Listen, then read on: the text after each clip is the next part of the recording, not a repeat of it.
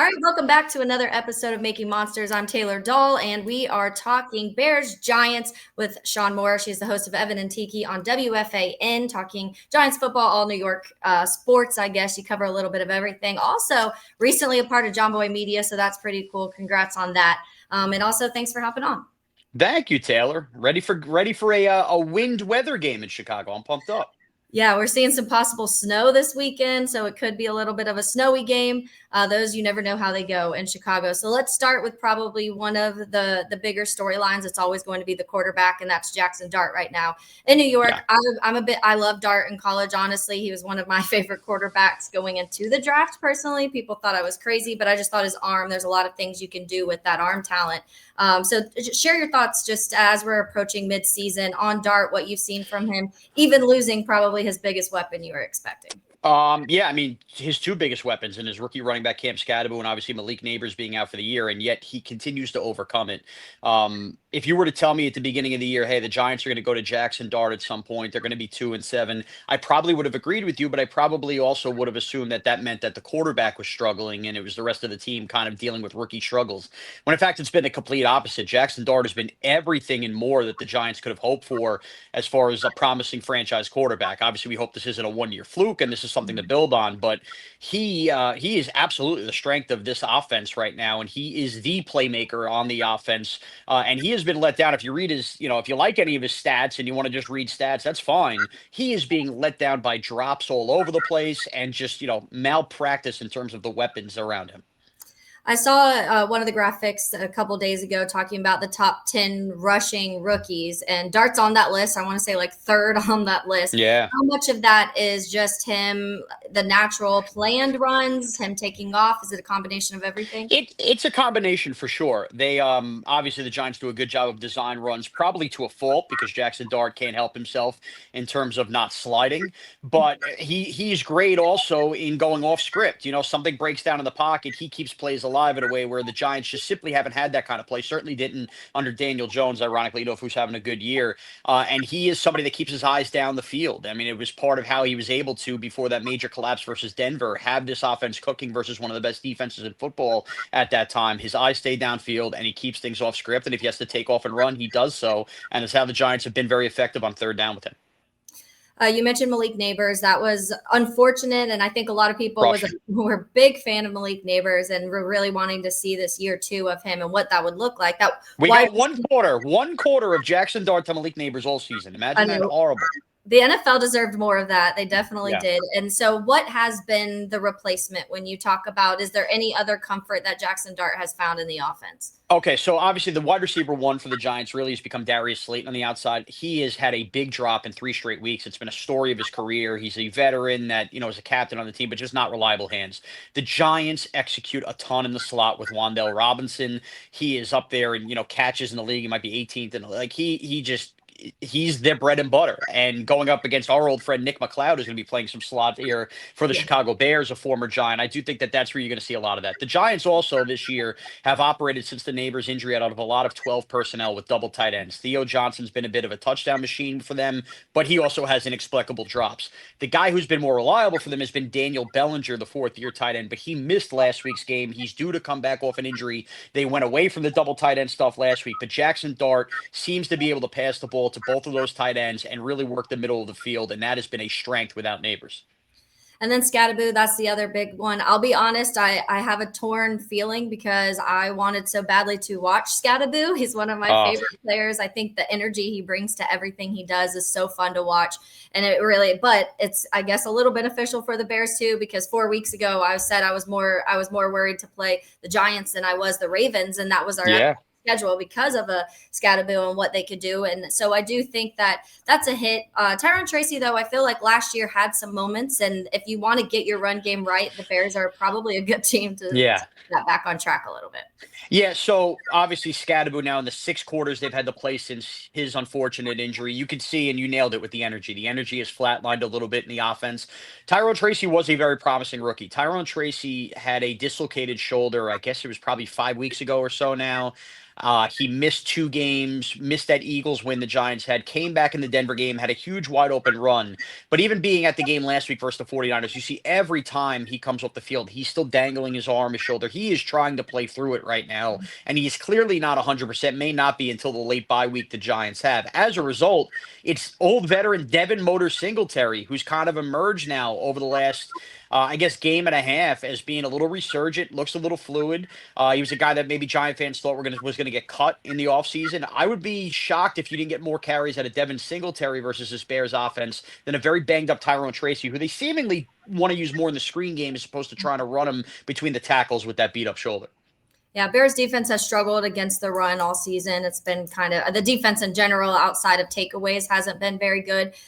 So if we always said Ashton Genty had his game against us, I feel like every week it's whatever the running back is out there. But when you talk about the offensive line, that's another. I saw John Michael Schmitz he's on the injury report. Center, yeah, obviously drafted recently.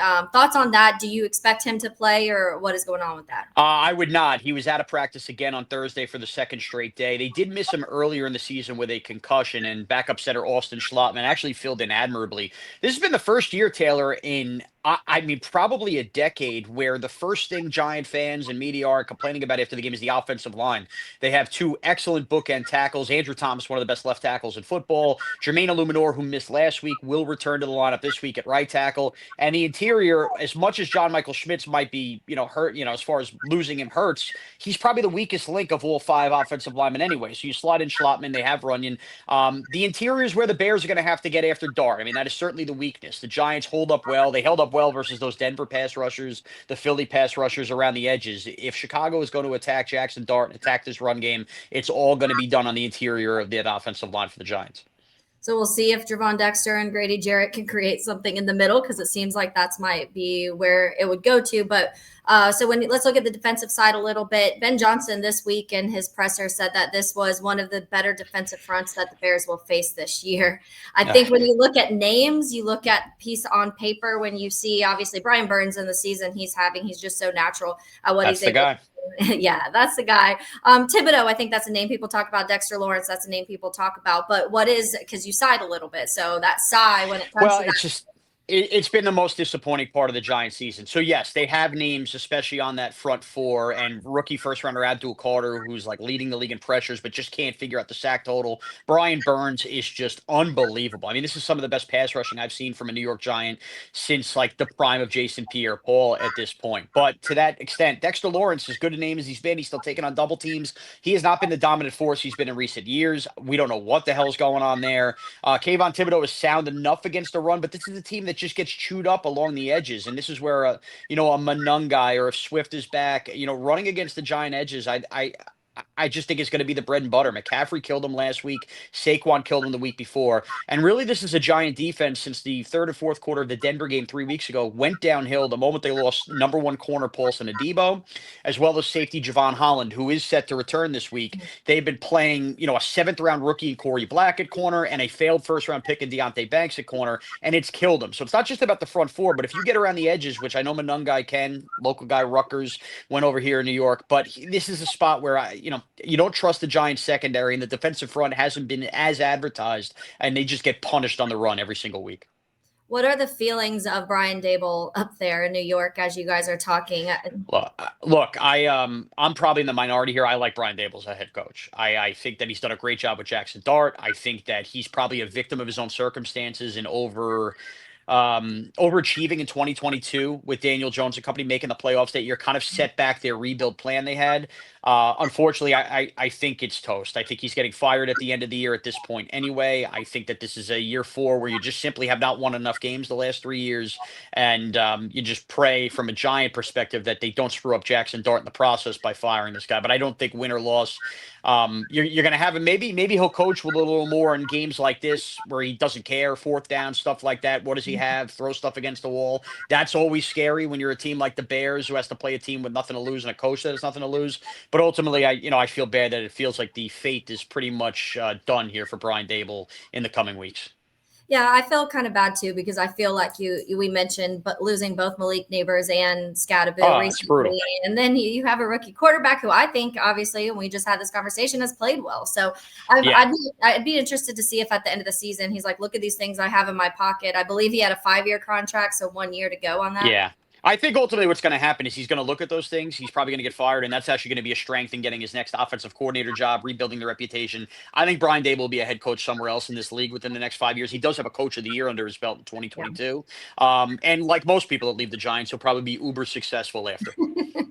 Sounds like the Bears history. Yeah. Let's look at that. The Bears, your perspective coming from New York on some of the things happening in Chicago. Let's start offensively. Caleb Williams, the offense, what you guys are seeing and talking about out of that. Okay, so obviously we're very invested in the run game because, as I mentioned, Monungai went to Rutgers. That's basically our local team here in town. And Ben Johnson, I think that the creativity that many expected when he took over in Chicago is something that we've had our eyes on. Little odd watching, basically the wide receivers. It feels like it's so week to week. Is it in a Dunze week? Is it a DJ Moore week? Very hard to keep track. And like I'm a gambler too, player prop wise and everything. It just feels like like there's no consistency. Don't touch to the what, Bears. Right. There's just no consistency to the Bears passing game enough in terms of what weapons are being utilized constantly. What would scare me here is Colston Loveland kind of coming into his own. We saw that last week versus the Bengals. I do think that this is a middle of the field for the New York Giants with their linebacker play being as beat up as it is. Down, obviously, I had mentioned Paulson and Debo, but trying to figure out what's going on with the safeties. Javon Holland's first game back.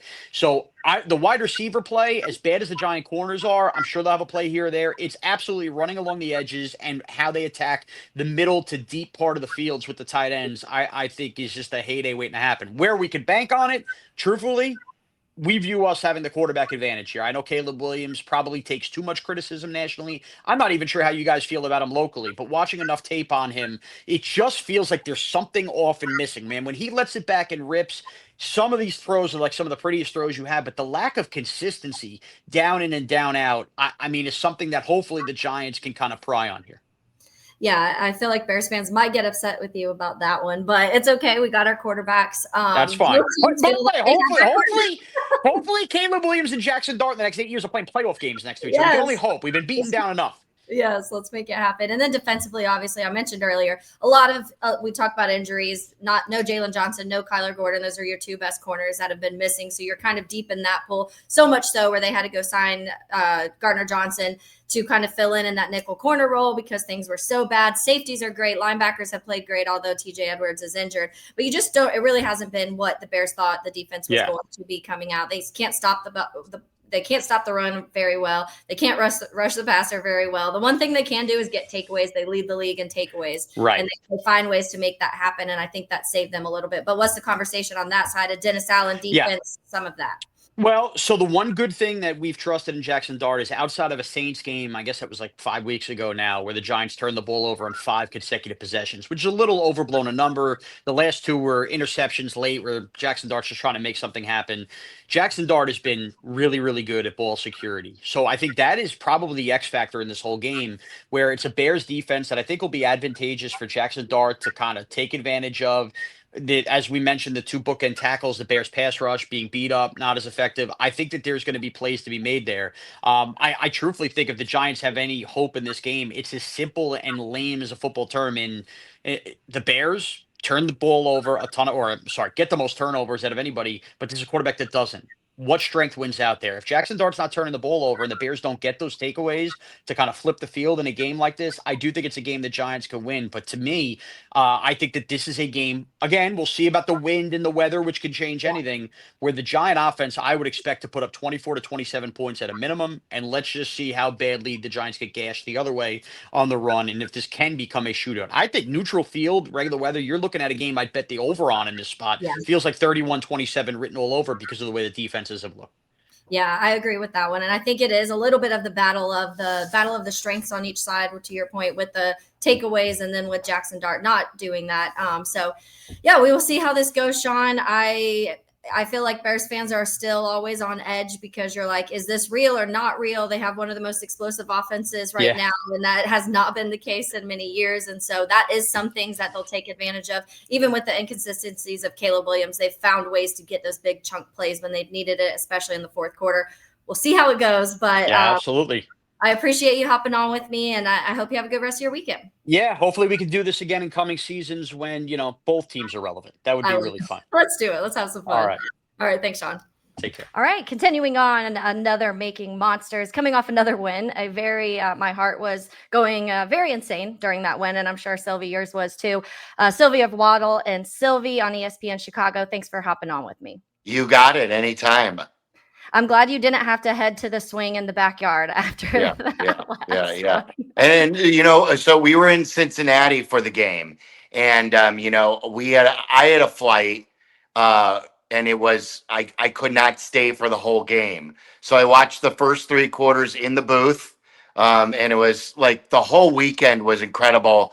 Bears fans, as you know, travel so well. They've shown up in Jacksonville and, taken over that town. It's how it was in Cincinnati. And so I got to the airport and I watched the fourth quarter on my phone, and up 14. I was like, after the Edmonds interception, should I go through security right now? Because I just walked in and grabbed the seat, and I'm like, you know what? These are the Bears. I need to see this through. And so I'm glad I did. And then sure enough, when I was a little behind when Loveland scored the touchdown, a lot of people were cheering. I'm like, oh no, did the Bears just blow it? But it was all Bears fans at the United ticket counter who were cheering. So it was pretty cool. Yeah, it was definitely the positive ending, which we haven't gotten a lot of those. It's usually the reverse. The Bears are on the tail end of that type of game. And so I'm glad it feels like it's starting to flip, because we have a few of those now with blocked field goals and this type of game. And it's a credit to Caleb and some of the things that he does late in fourth quarters and being able to drive the Bears down. But also I think Ben Johnson and just kind of him sticking with the things that are working. But let's start off with a little bit of Kyle Monangai, because I think that he was, the player of the game. We saw so many good things. And when Swift was out, I think a lot of people have been very critical of Swift, and we're talking about more Monangai, but he stepped up and filled some shoes in a very big way. And so what are your thoughts on Kyle Monangai and that dynamic with Swift moving forward, what that looks like? It's going to be interesting, Taylor, because the one thing that I knew about Monangai when they drafted him and I liked was that he was a guy who was used to carrying the load. And he carried the load in a really good conference, obviously, that runs the football, and linemen are geared to stop the run in the Big Ten. So he was able to do that, and he's sort of the back where when he gets more of a rhythm, like a lot of these guys who get a lot of carries get, he's better. And he just positive yards. So I want to, is he as good in 5 to 10 carries as he is when he gets 20?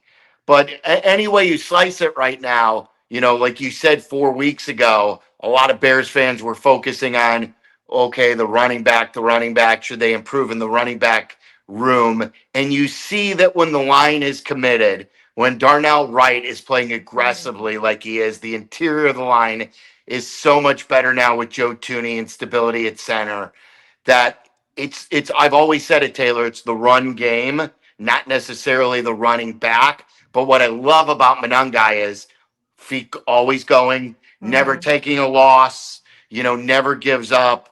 And he's everything that Bears fans love in a running back.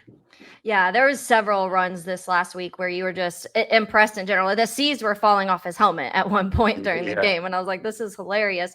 But when you talk about that offensive line, that has to be one of the more exciting things to watch right now. And we will see. There's a bigger test, I think, with Brian Burns this weekend, and also Dexter Lawrence and Thibodeau and some of these guys up front. And we'll get to that in a little bit. But the offensive line, how much is this just a testament to? It took a while, but I feel like Ryan Poles did hit on some pieces, and even losing your left tackle who was questionable and Theo Benedette pushing people out into the benches pretty much. But thoughts on that overall? Do you think this is realistically fixed, or are they kind of getting away with it a little bit? You want the good news or the bad news? Let's go good first. All right. Well, the good news is we know that he fixed the interior. The three that he acquired, he had to. They had neglected that far too long, and I mentioned it already. What Joe Tooney does, I don't know if it's appreciated. I don't know if it's really like if the light is consistently shined on just how great of a player he is week in and week out. He's outstanding. And the other bit of the good news is I mentioned Darnell Wright.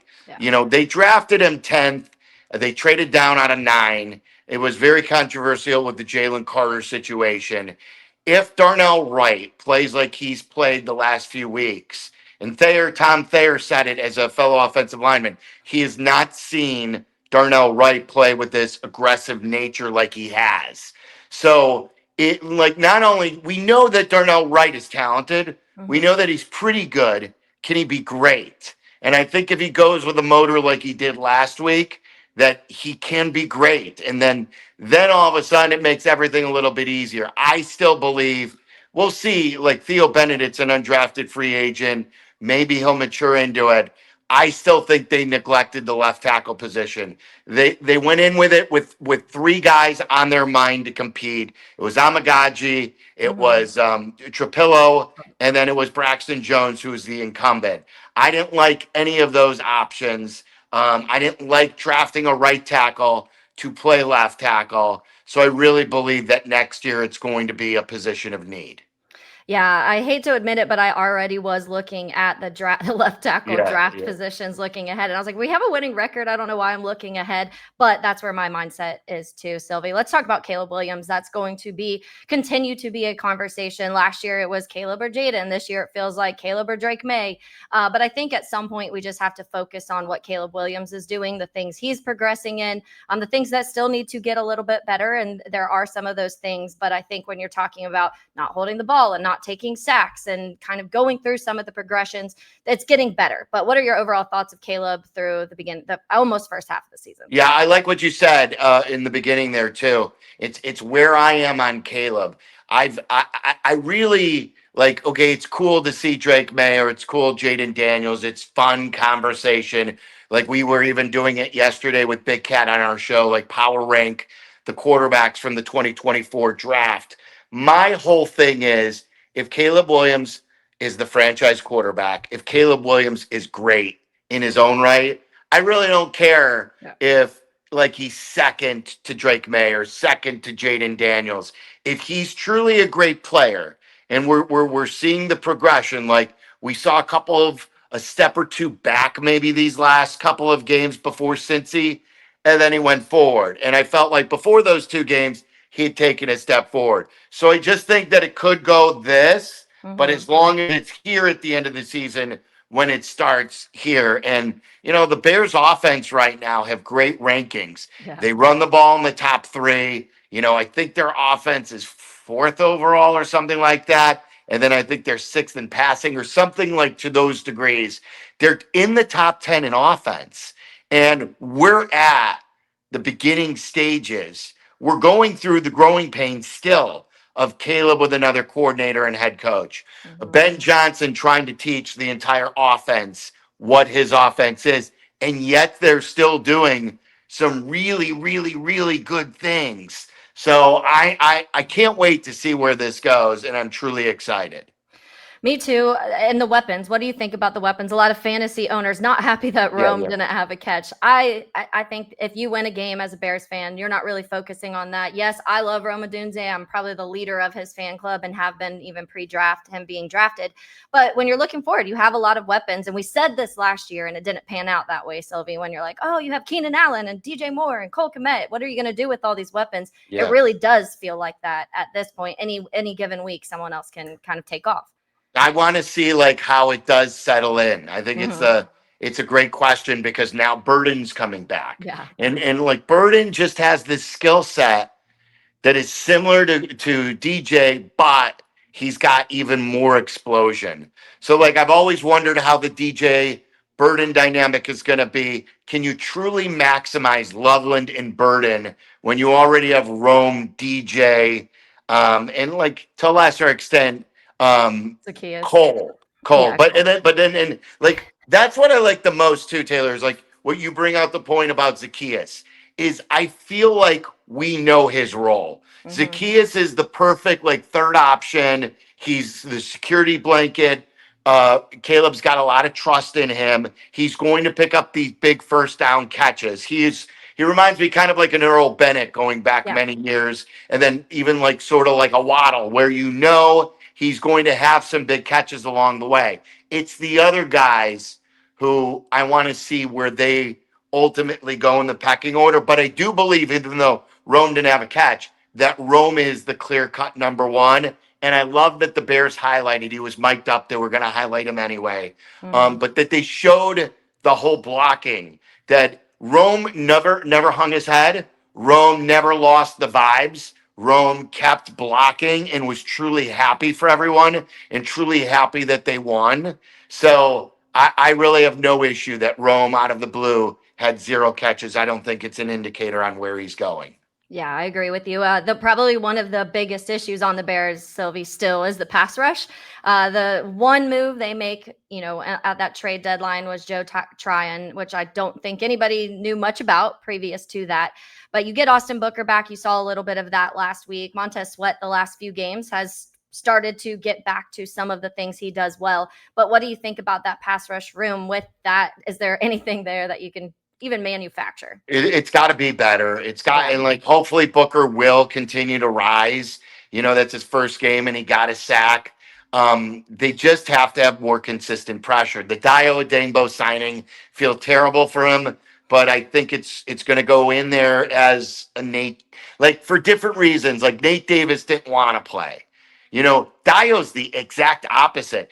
Dio gives max effort all the time. He really hustles, but he just doesn't have the toolbox or the weapons to beat the tackles. So, Tryon, I mean, it's let's play on the name. I guess it's worth a try, because like, what do you have to lose? He was barely playing in Cleveland. He was an end of the first round pick in Tampa. They didn't pick up his fifth year. I guess if he's a 4 or 5 sack guy. I feel like they've got a lot of those guys, and they just need a difference maker. And Montez Sweat's got to be that guy. But even if Montez Sweat is that guy, I still believe they need more in that room. Yeah, there's a lot of things defensively right now that obviously can get better. It's interesting seeing all the charts now floating around where it's like Bears offense and the positive, like really good offense, but really bad defense. But one of the things they do well is they're still getting turnovers. They're able to force their multiple turnovers each game, almost every week, I feel like is happening. And then that turnover differential too, because the offense isn't turning the ball over very often. Do you think that realistically is you can obtain that through the rest of the season? I don't. But I think it's great, and I don't think it's luck either. So like, don't like hear what I'm saying as saying, well, yeah, you can just live and. I just don't think you can live and die on that. You have to stop people, and as you saw it last week with Flacco, they got to get a stop. And if you're not getting that bounce, if you're not forcing a turnover, if you're not forcing that fumble, are you able to stop teams? And, it's what you were saying, Taylor, is they're number one in interceptions. They're number one in turnovers. They're number one in that turnover margin. But yet they're like 28, 29 in all the other defensive metrics. So they've got to get better. I think when Gordon comes back, and hopefully he can stay on the field, he just adds so much there. He's so versatile on what you can bring with him on the blitz. So like, maybe when he comes back, you have more depth if you can move one to more of a corner role and have, with CJ Gardner-Johnson and Kyler Gordon. But yeah, I don't think it's sustainable. They have to get stops.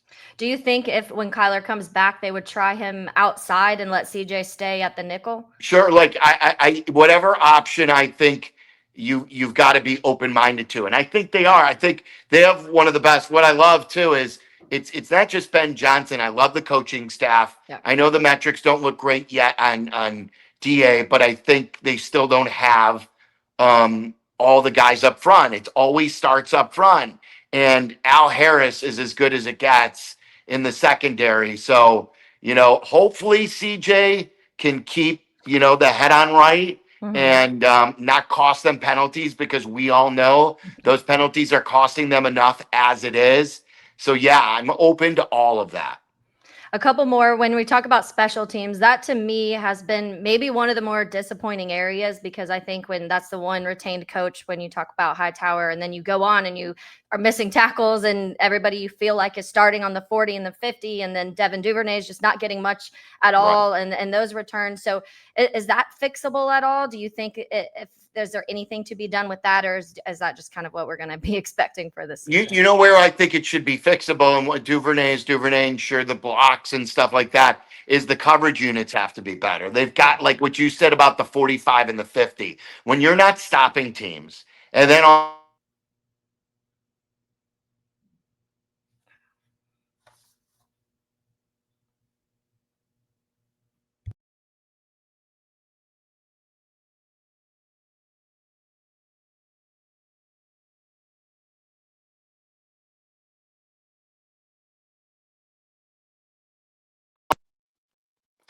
my phone was ringing, and so when the phone rings, it goes out because I got it on the phone. You want me to pick it up there?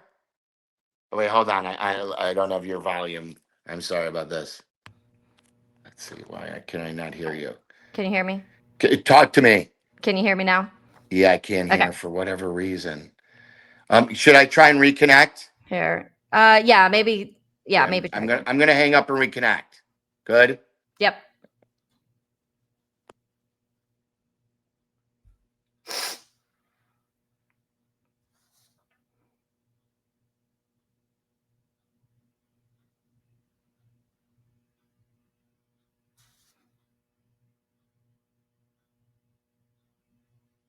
Check, check, check. 1, 2, 3.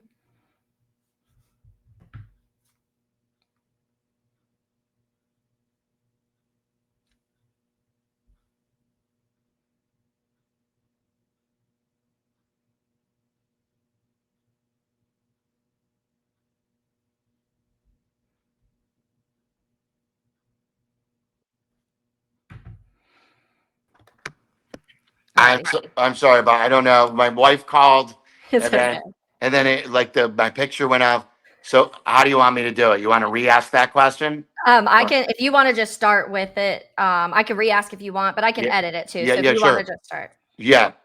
So Taylor, you know where I think they definitely can improve is those coverage units. Like that's a want. That's a thing that too Hightower can scheme up better because when your offense is scoring and you're kicking off now, you can't let a quick counter. The defense isn't stopping. If you're already giving them better field position, that's the complementary football that they all talk about. And a lot of teams, special teams is not looked at that way. I think it's going to be really interesting too this weekend about Cairo Santos. Yeah. And like it could be rainy, it could be snowy, it's going to be colder in the high 30s. You being in Jacksonville, you were smart to get out of it at a young age. But so I want to see where Cairo goes because they still have a decision they may have to make. Because it's one thing if Cairo isn't making or taking 56-yard field goals.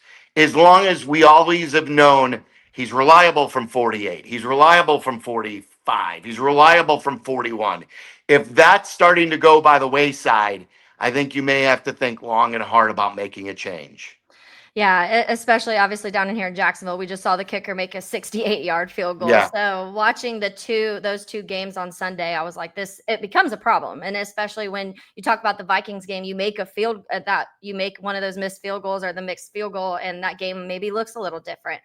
Final one for you, Silvy, before I let you go. Looking ahead to this weekend against the Giants, we talked a little bit about that defensive front. Ben Johnson mentioned it's one of the more difficult or better defensive fronts that they'll face this season. So that's something to kind of consider. But no Scatterboo, no Neighbors. That obviously alters offensively what they can do. What are your thoughts? How do the Bears win this game? I think they win the game by the offense. I like last week when I went in, I said like I didn't have many expectations for the defense. I knew it was going to be one of those games. Like, little did I think they'd give up a 14-point lead. But what I wanted to see the offense do is truly win a shootout. You know, it's funny, like I always say, this game, the Bears have to outscore the team. And it sounds so dumb because, of course, you always, in order to win a football game, you have to outscore your opponent. But like, I think most people understand when I say you have to truly outscore them, not hold them. You just, and even though those guys are gone, I think Jackson Dart is really good. They give up, I want to say the Giants give up like 30 points a game. Yeah. Their rush defense is really bad, at least 30 points a game on the road. They haven't won a road game, I want to say, since last October. They're 0-5 this year on the road. Go out there and take it to them. Look, if you only win by a touchdown, I don't need style points. I don't care if they're not as good. As long as they continue to win these games, then we'll see with down the stretch how they do against the division and really important road games coming up too.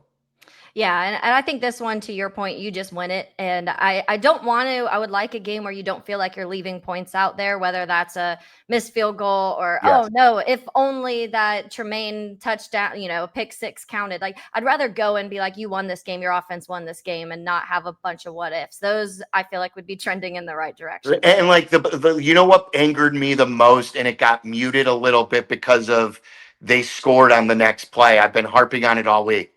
When you're at third and goal and you're at the one or a little inside the one, like that can never happen. Yeah. A delay a game can never happen. Whoever it's on, whether the call came in late, whether Caleb took too long, whether someone was, you can't that is it's not just a 5-yard penalty, especially when you have those red zone issues. You have to make it as easy on yourself as possible. Thank goodness Loveland scored on the next play, but that would have been a talking point even more so all week. So look, like you said, they're not good enough to make those mistakes. You got to score. Don't shoot yourself in the foot. If you get stopped, fine. But I think this offense is really talented where they can hold their own. All right, Silvy. Well, I really appreciate your time. Thanks for joining me, and hopefully we're talking about another win next week. You got to keep up the great work, Taylor. We appreciate it. Thanks so much. Have a good one.